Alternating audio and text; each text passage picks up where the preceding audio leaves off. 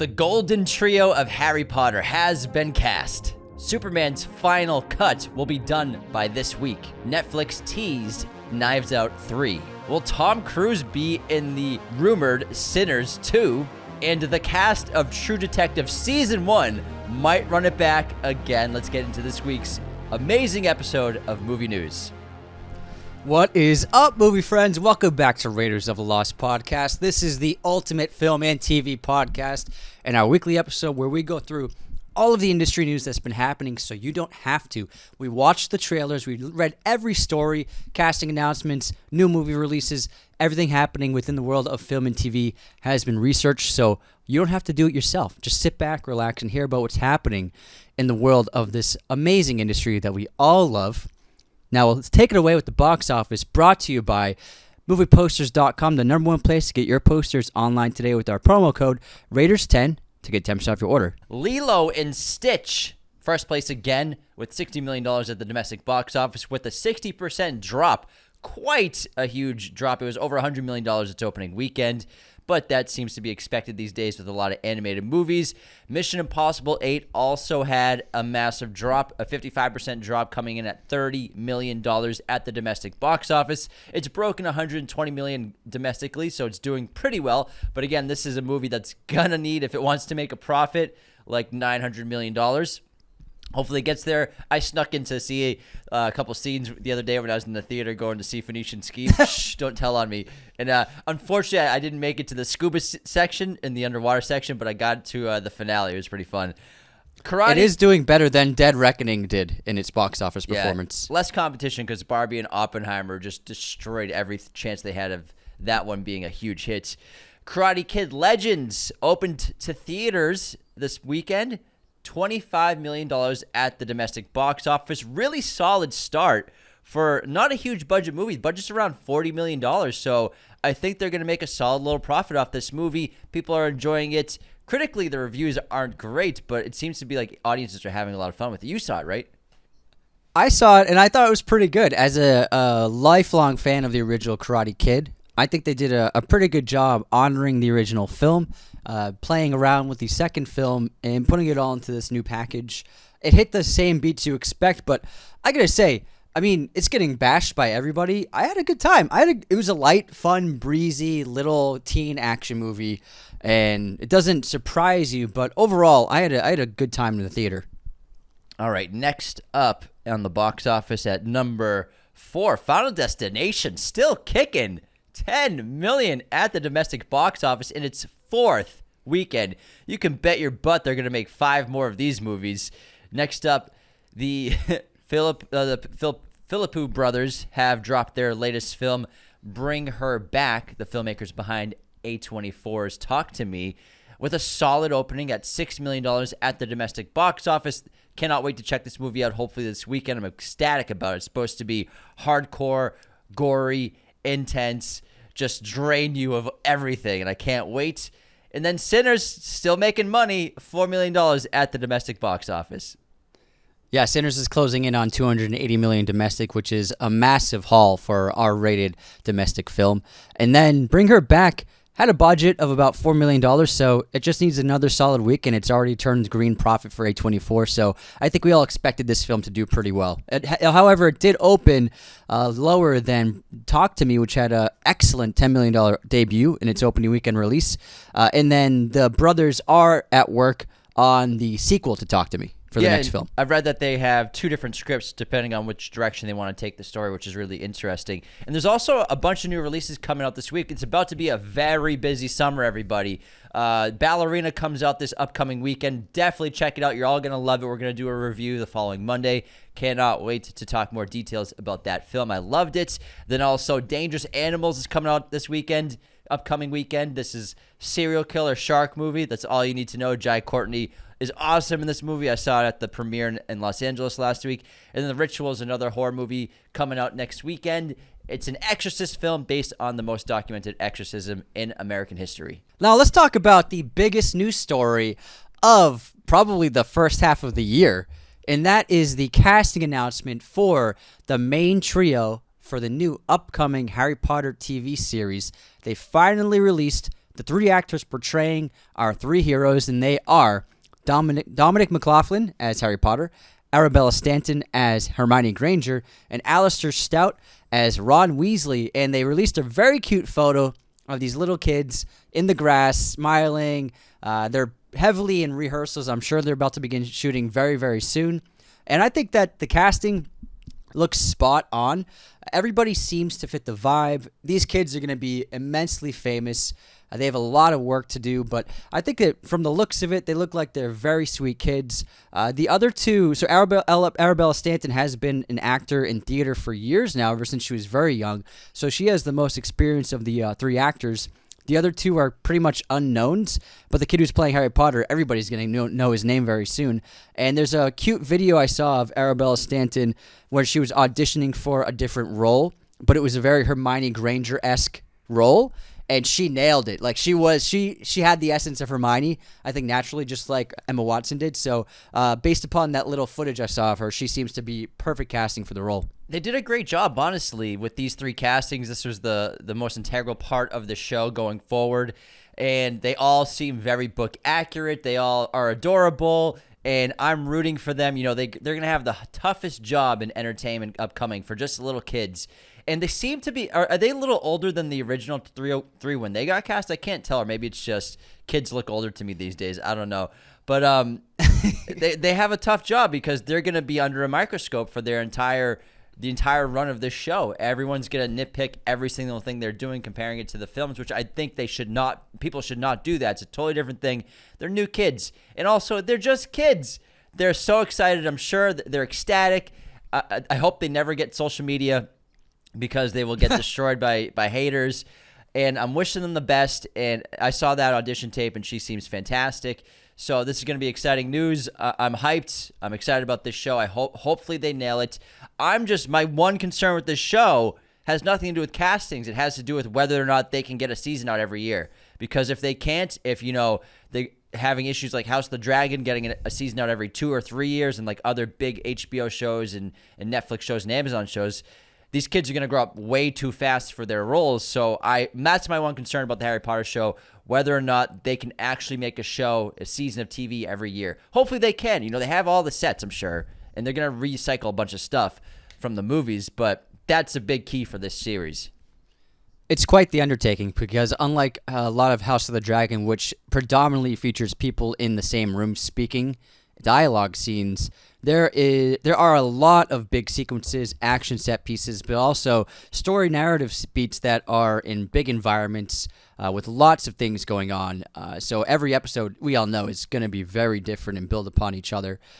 They've also released someone released behind the scenes footage of the set they've built for Privet Drive. They're building the Privet Drive cul-de-sac. Oh my God! They're building the houses for real. On this piece of land they own, probably outside of Leavesden, wherever they're filming. But they're building Privet Drive for real, and it's going to look great. They have most of the houses built, which means if they're building all those houses, they're going to spend a lot of time there, which I'm very excited for. So if they're building things for real, they're not going to be using green screens. They're not going to be using the LED screens. So I have high hopes for the production.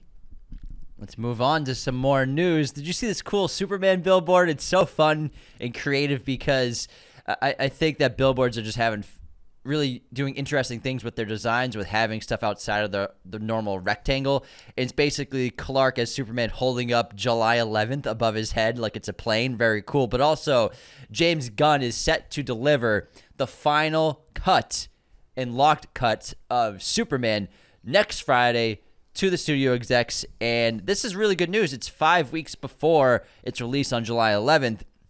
Major sign of studio satisfaction. A lot, maybe that seems like too close to the release date for a lot of you. That's how it is in Hollywood and movies. A lot of movies, they don't get finished sometimes until like a week before its actual theatrical release because they're constantly tinkering with it, But this is really good news. A month before it comes out, they got it locked.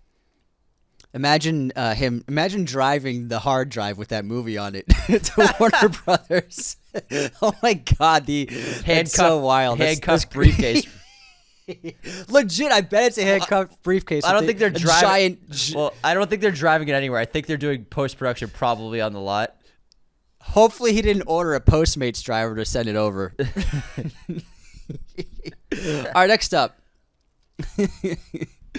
Christopher McQuarrie, talking about Mission Impossible: The Final Reckoning, was asked about Top Gun 3 on the Happy Sad Confused podcast, and McQuarrie said he cracked the film's story. He said it's already in the bag. They're probably ready to go forward once the screenplay gets finished with its writing process. But he said he cracked the code of it. It was actually pretty simple. Aliens. Yeah. Xenomorphs. Independence Day, basically. AVP meets Top Gun 3. But I'm excited. I hope they move forward with it. I think everybody would love to see the entire cast back in action. I can't wait. Top Gun 3, lock it in, sign me up. I will be in the theater multiple times to see that in IMAX. Cannot wait. Is the Shawshank Redemption getting remade? Can you fill me on this? Because this sounds ridiculous. Of all the remakes that have ever been announced, nope, absolutely not. Nope, definitely not. So Stephen King mysteriously has terminated his licensing agreement with Warner Brothers for the rights to the story of the Shawshank Redemption. Warner Brothers being the company that produced and distributed the film back in the 90s. This is not exactly a confirmation that it's getting remade, but why else would he want to take the licensing agreement away? It might be that there's a development of a new adaptation of the story in the works. That seems to make sense, because what else would be the reason for it? So another studio has probably pitched an idea to him for probably, I'm guessing they would turn it into a TV series. Yeah, which I don't want to watch. I mean, Shawshank Redemption is clearly it's the most beloved movie of all time. It's #1 on the IMDb user rating list. It will never be dethroned. It will never drop. And I think to remake it is a bad idea. And people like myself will reject it, whether it's a TV show, a movie.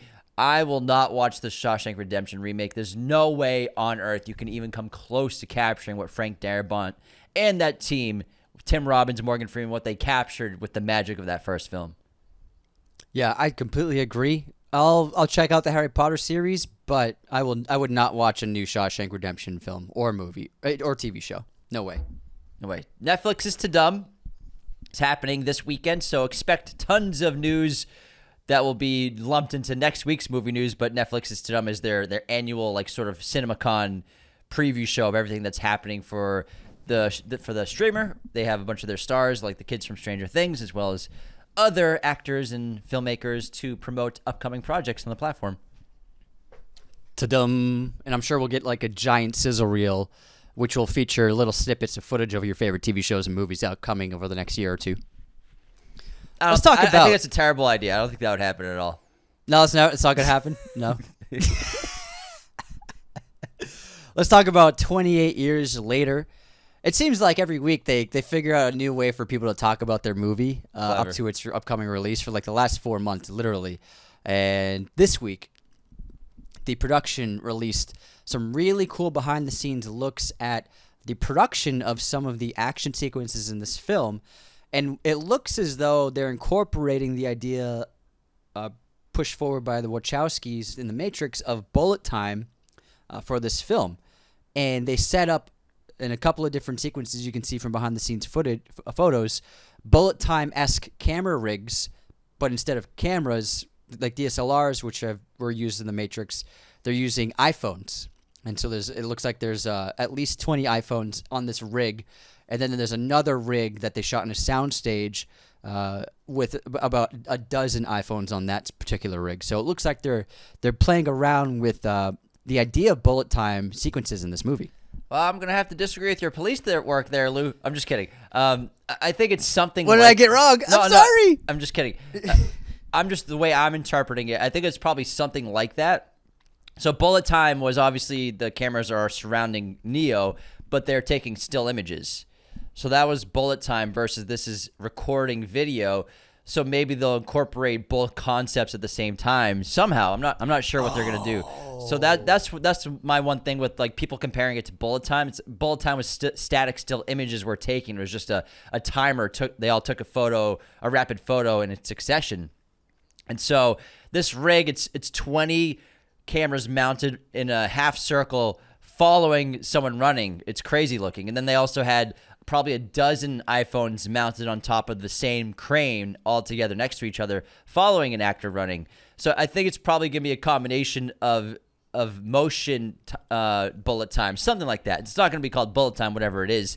I'm so fucking curious what they're doing with it, and I think it's going to be really interesting. And again, they're shooting 28 years later on iPhone 15s to both match the feel and gritty quality of the first film, which shot on standard definition digital cameras.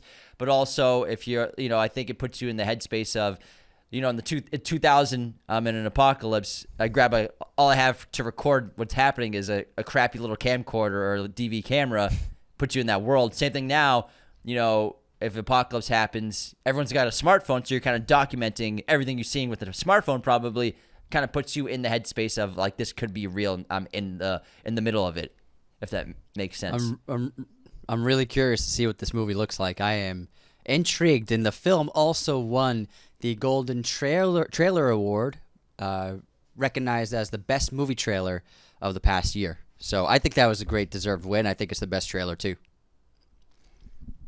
Let's talk about our guy, Clint Eastwood. At 95 years old, the guy is still kicking. Deserves. He's not just surviving with it.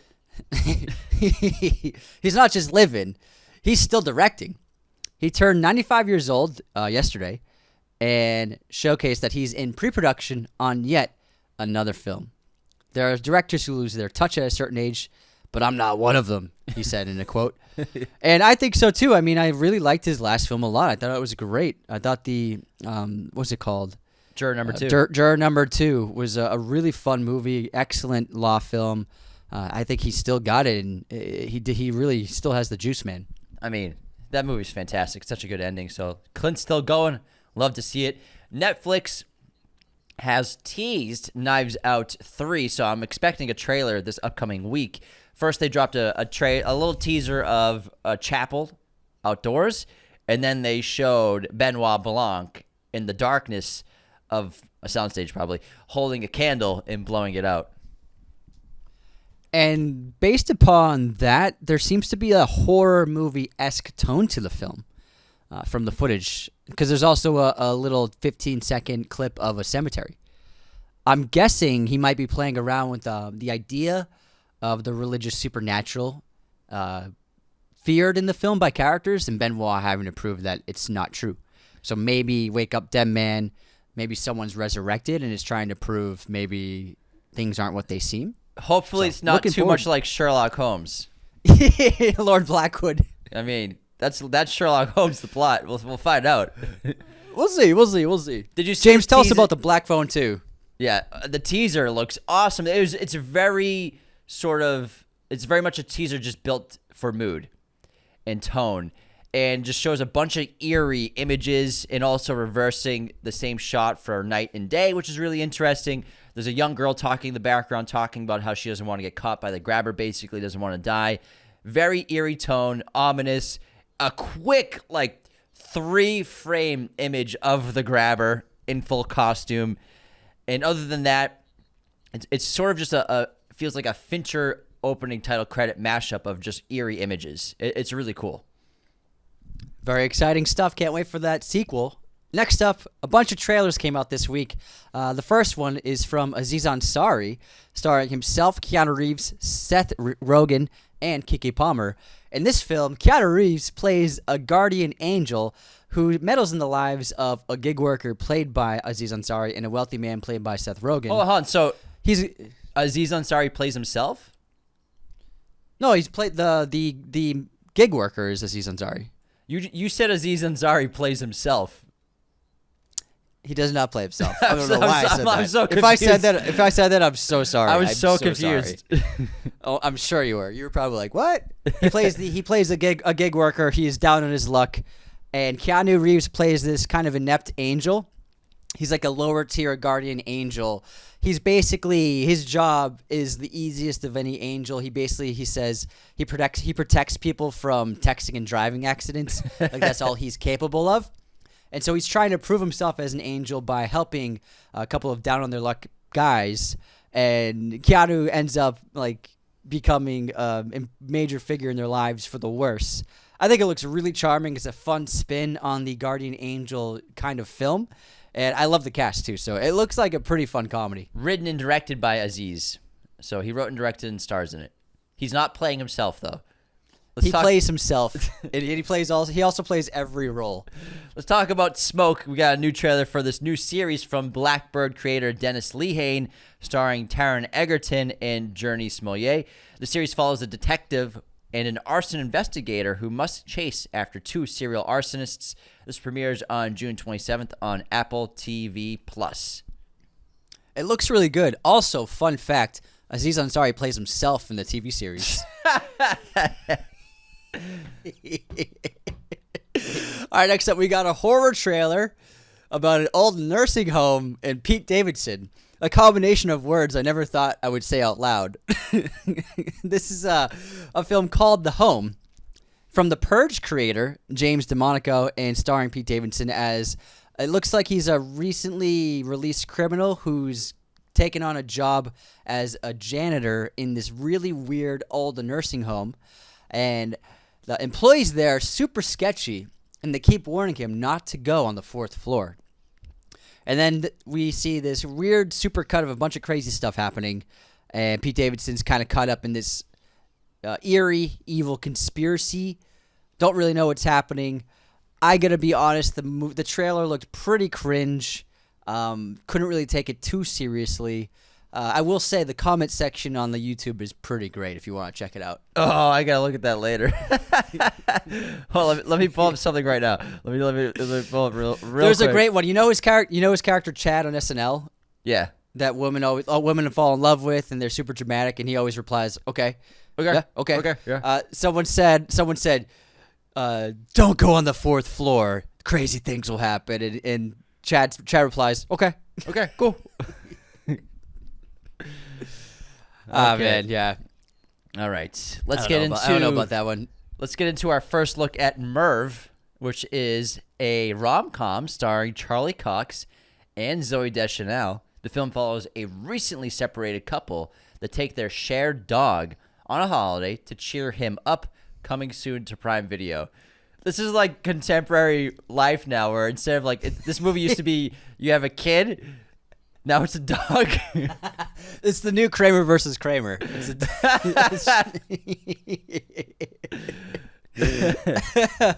Oh my God. Now we have some news about the Batman TV series and film spin-offs. The Penguin showrunner Lauren LaFranc says other Batman spin-offs from the world are in early stages of development. Mr. Freeze, baby. Give me a Mr. Freeze show. Cast Arnold. Just do it.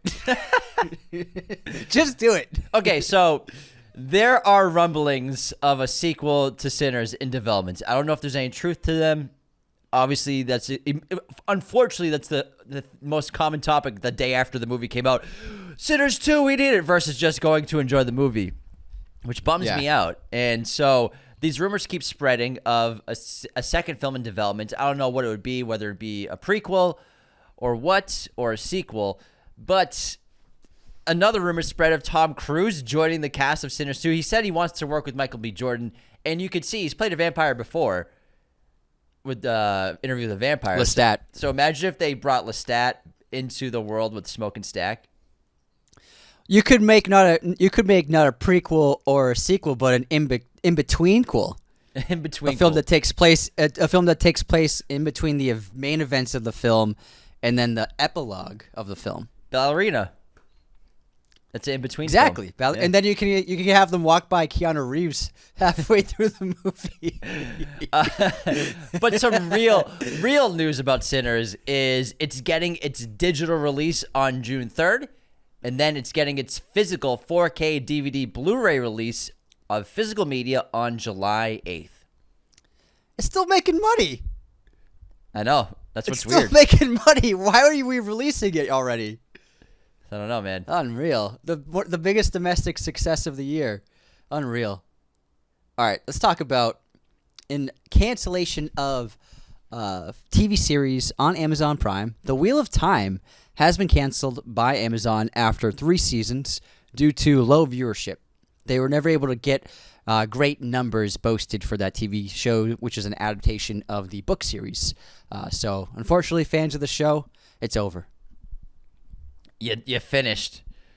You're done. I've never watched it, but I wonder what kind nor of. have I. I wonder what their viewership was. Yeah, they're not getting much. So, for example, I'm pulled up season 2 finale. IMDb has just 6,000 ratings, and for a show that probably costs $500 million on the season finale. Season finale, 6,000 ratings on IMDb, which is a good barometer for not a lot of people are watching it. And, I mean, I'm sure the show probably cost Amazon overall for 2 seasons $500 million. That does not justify, like, maybe they're getting 100,000 views an episode. That doesn't justify $500 million for 2 years. Yeah, and the thing is, they wouldn't cancel it if it was popular. So, they can't spend money on something that people aren't watching. So that's just the way it is. Last of Us might have that problem going into season 3 and season 4 because they lost, I think it was roughly 55% of viewers for the finale of season 2 versus season 1. So people are tuning out of that show as well. But it's way more popular in general over Wheel of Time, though. So globally, the show is very popular. They say that a month into the season's release, 90 million people around the world had watched, I think, at least an episode. Yeah, that's a lot of views. That's a ton of people. And the finale for season 2 had 53,000 ratings. Oh, I'm sorry, 17,000 ratings on IMDb. So that's more than the Wheel of Time, but it's not a huge number. Not huge. But moving on, Elden Ring news.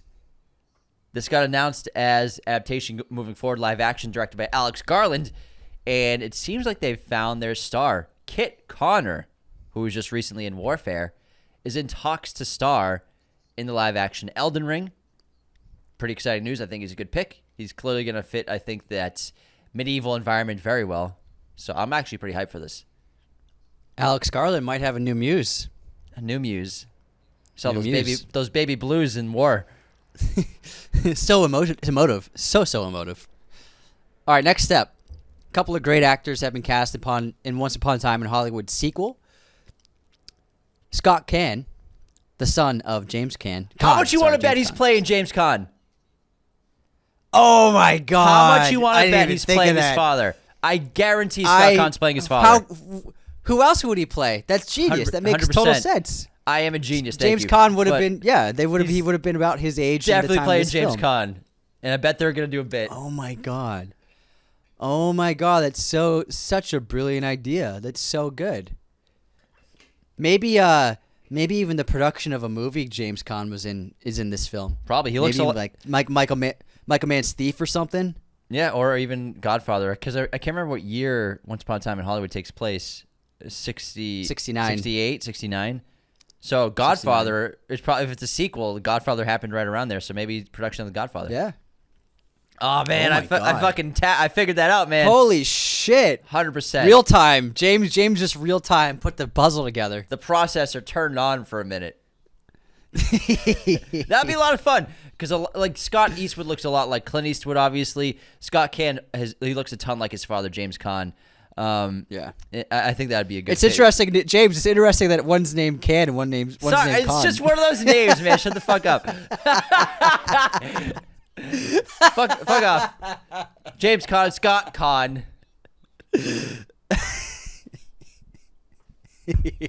Anyways, all right, let's move into the Fantastic Four. They and how much you want to bet? Teaser. How much you want to bet? Debicki is playing Audrey Hepburn. Why would she be playing Hepburn? I don't know. She has a similar look to Audrey Hepburn. Why not Talia Shire if you're talking about Godfather?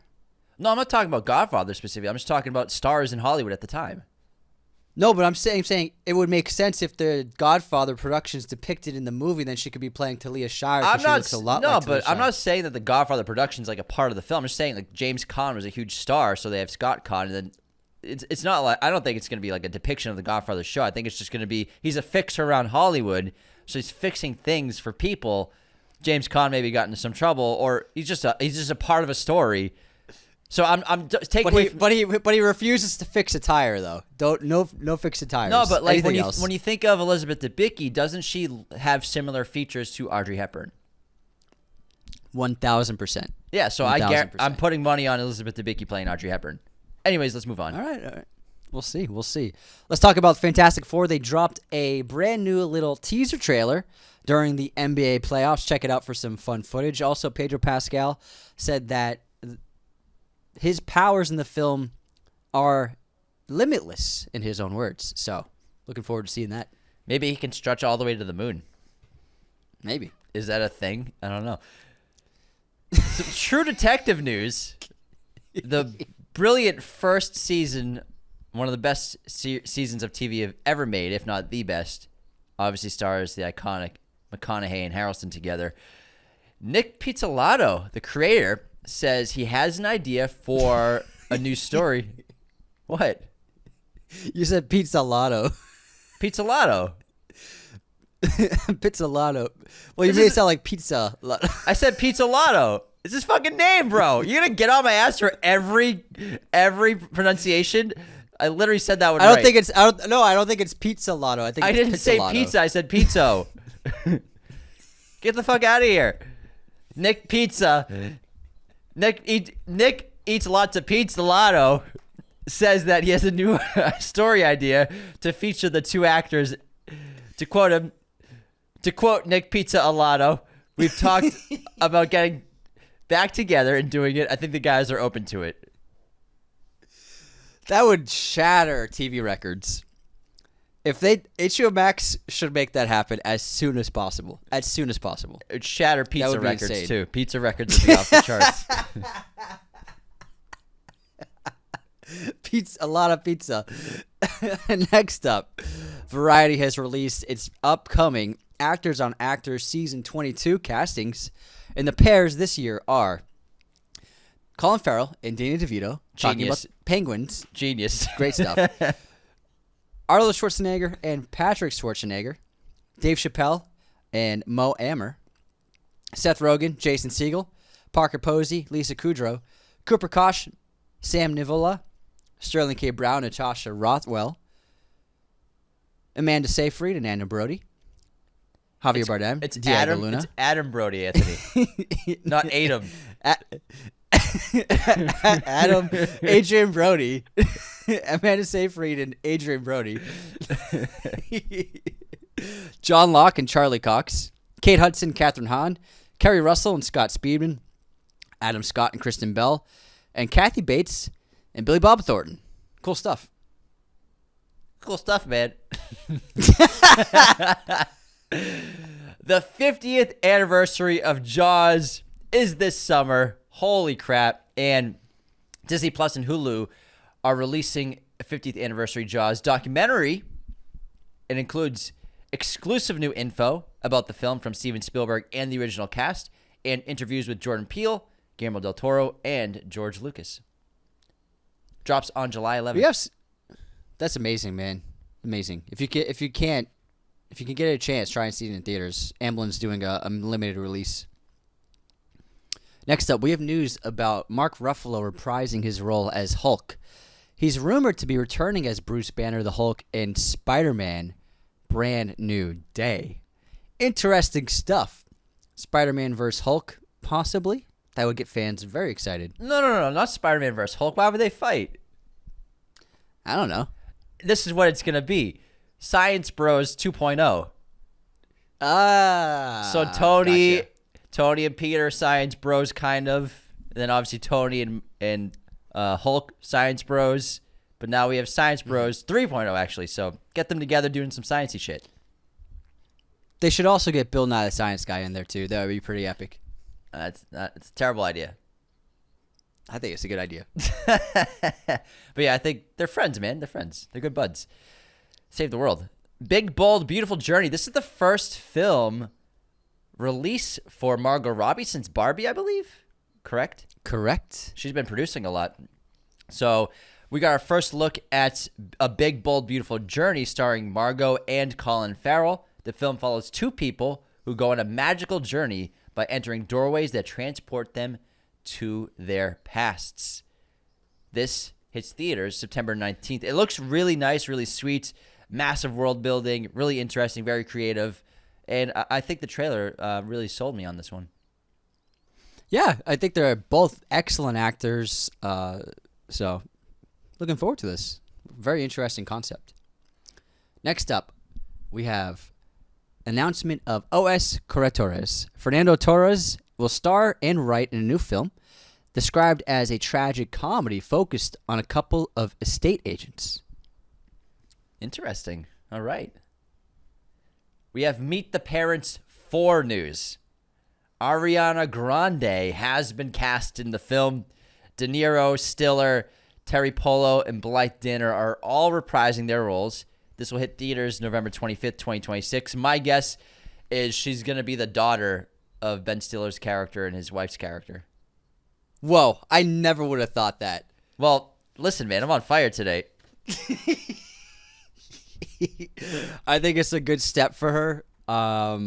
She hit the comedy really well in Wicked. So keep going on that train, and I think still you're working with a couple of veterans, you're learning more about the acting process from people like Ben Stiller and De Niro and the rest of that cast. So I think it's a good career move for her to do a Meet the Parents film with them. It'd be cool to see Terry Polo again because she really, it never really made it happen for her after Meet the Parents. She works on a lot of TV and has done a bunch of episodes all over the place. Was in The Fosters, but I always liked her in that movie, and it never really led to like a big film career. Yeah, it doesn't always work out for everyone to be huge film stars, but I think she's done a ton of TV.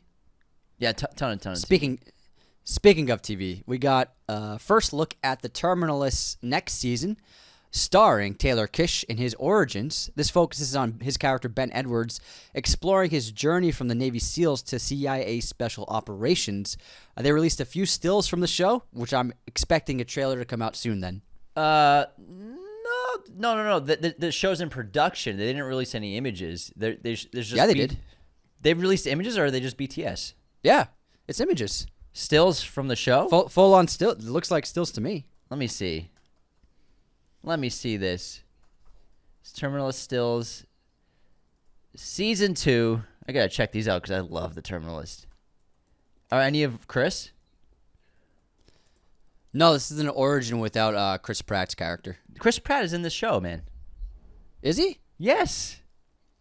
No. This is the Taylor Kitsch prequel series about his character.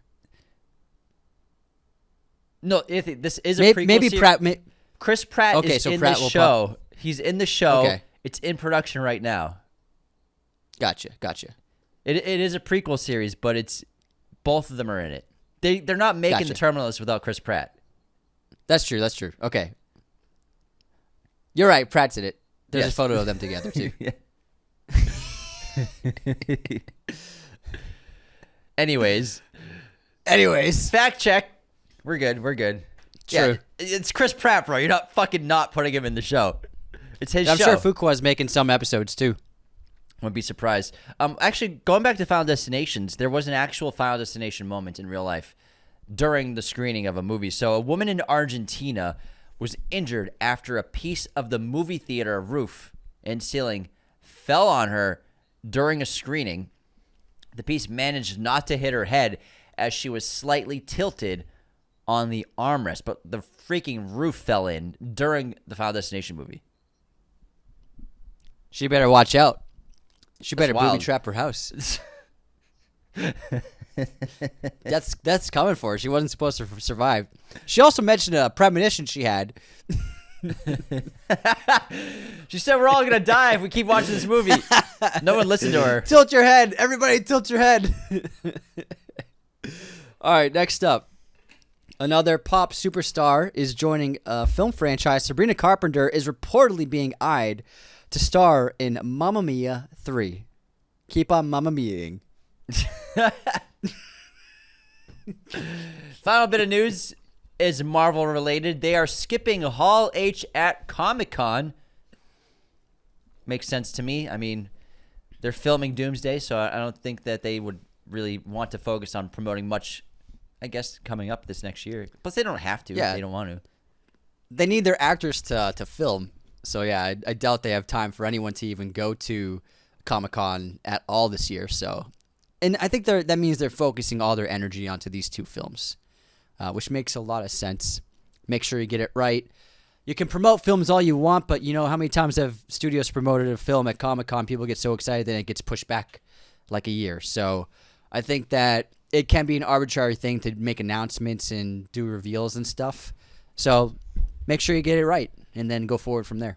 Yeah, I mean, their big focus should just be on seeing our movies this year. They got a bunch coming this summer. Fantastic Four is going to be huge. So, yeah, there's no need, I think, for them to always do Comic-Con every year. Yeah, agreed. All right, well, that wraps up our movie news episode this week. Awesome topics to talk about. I'm super excited about the Harry Potter casting, as well as, Knives Out 3. I'm so curious about Black Phone 2. Cannot wait. Couple of really good trailers, couple of mediocre trailers. It was just a solid week in movie news this time. Yeah, and it's nice to finally know that Potter's been cast. We'll see going forward. I think that they released I think they made great selections. We'll see going forward how that show shapes up. I'm so curious to see Dominic McLaughlin though. I mean, yeah, kid's he's got be a lot of weight on his shoulders. He's about to be the biggest star in the world probably after that first season. But yeah, it's going to be Dominic McLaughlin, The Rock, Ryan Reynolds. Interesting list. Thanks so much for tuning into this episode of Movie News, everybody. Stay tuned for next Sunday's Movie News, plus upcoming episodes will be dropping ASAP. We're doing a great episode tomorrow on the most underrated villains of all time, and there's going to be some great characters on that list that you never see an all-time great villains list, so we're super excited to share that with you. And otherwise, stay tuned for new episodes. We'll be doing Ballerina when that comes out next week, as well as a couple others. Phoenician Scheme, check that out. I saw that the other night in theaters. A lot of fun for Wes Anderson fans. Otherwise, subscribe on YouTube, follow on Instagram, TikTok, share our content, engage, comment, like. Do all of the things. Become a patron at patreon.com/Raiders of the Lost Podcast. Leave those 5-star ratings and reviews on Spotify and Apple. Use our coupon code Raiders10 at movieposters.com to get 10% off today. Our affiliate link is in the episode description. And otherwise, take care. See you next time.